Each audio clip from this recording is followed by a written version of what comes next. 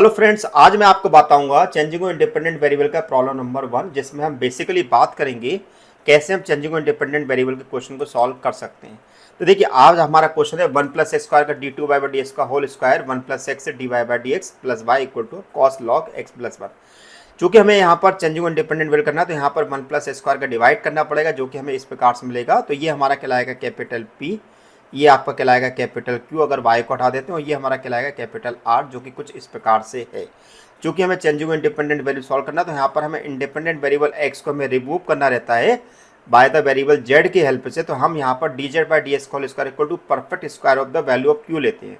तो क्यू की perfect square की वैल्यू जो दिखाई दे रही है 1/1 प्लस स्क्वायर मिल रही है, इसको हम इंटीग्रेट करेंगे यानी कि रूट निकालेंगे तो D Z by D X equal to 1/1 plus X मिल जाएगा।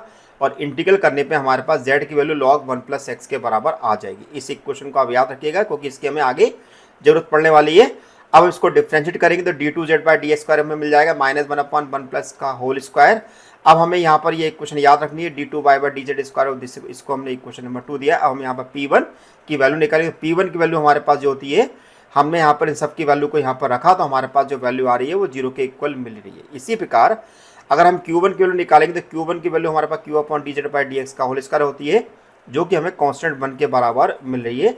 और हमें R1 की वैल्यू निकाली तो हमें R1 की वैल्यू निकालने के लिए हम देख रहे हैं कि यहाँ पर ये वैल्यू कैंसिल हो रही है कॉस लॉग 1 प्लस एक्स से। ध्यान ये रखना है कि हमारे पास कॉस लॉग एक्स प्लस 1 को वैल्यू को हमने z बोला हुआ है, तो यहाँ पर ये बन जाएगा कॉस z। इन सब वैल्यू को उठा के इक्वेशन नंबर 3 में हम रख देंगे तो हमारे पास इक्वेशन मिल जाएगी d two Y by D Z square plus Y equal to cos z, जो कि एक लीनियर डिफरेंशियल इक्वेशन और हायर ऑर्डर है। अब हम यहाँ पर इसका निकालेंगे ऑक्सिलरी इक्वेशन। तो ऑक्सिलरी इक्वेशन निकालेंगे तो m square plus 1 equal to 0, यानी कि m equal to plus minus i मिलेगा, जिससे कि हमें सी एफ मिलेगा C1 cos z plus C2 sine z, और जेड की वैल्यू को हमने पुट कर दिया कॉस लॉग 1 प्लस एक्स। तो अब हमारे पास पी आई होगा तो 1/d स्क्वायर प्लस 1 होगा, लेकिन यहाँ पर हम कॉस जेड की वैल्यू को जब यहाँ रखते हैं तो ये वैल्यू 0 बन रही है। इस फॉर्मूले के अकॉर्डिंग हमें यहाँ पर देखना है कि इसकी वैल्यू को हम अप्लाई कर सकते हैं। तो पी आई हमारे पास मिल गया log 1 plus x upon 2 sign log X plus 1। अब हम सी एफ और पी आई को दोनों को ऐड कर देते हैं, जो कि हमारा रिक्वायर्ड सोल्यूशन होगा। तो डियर फ्रेंड्स, आपको मेरे ये शॉर्ट्स कैसे लग रहे हैं, क्या आप इसको और चाहते हैं? अगर आप इसी प्रकार से अगर और चाहते हैं तो मेरे चैनल को सब्सक्राइब करना बिल्कुल भी मत भूलिएगा, और चैनल को लाइक करने के लिए लाइक जरूर करिएगा, प्रेस बेल आइकन को प्रेस करिएगा, जिससे कि आपको ऐसे और भी अपडेटेड मिलते रहें।